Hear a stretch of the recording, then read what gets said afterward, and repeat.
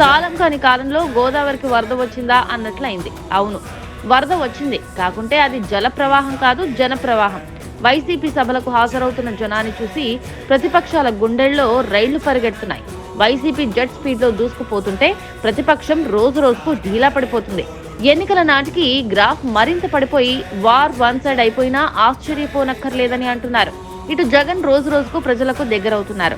అటు టీడీపీ జనసేన యుద్ధ క్షేత్రానికి దూరంగా నిలబడి జగన్ వేస్తున్న ఎత్తులు చూస్తూ నిరుత్తరులై నిలబడిపోతున్నారు. టీడీపీ పార్టీ మేనిఫెస్టోలో ఇచ్చిన హామీలను చంద్రబాబు నాయుడు గారు ఏనాడైనా 10% కూడా అమలు చేశాడా అని చెప్పి ఆ ప్రతి ఇంట్లో ఉన్న అక్క చెల్లెమ్మలను అడగండి, అన్నదమ్ములను అడగండి, అవ్వ తాతలను అడగండి.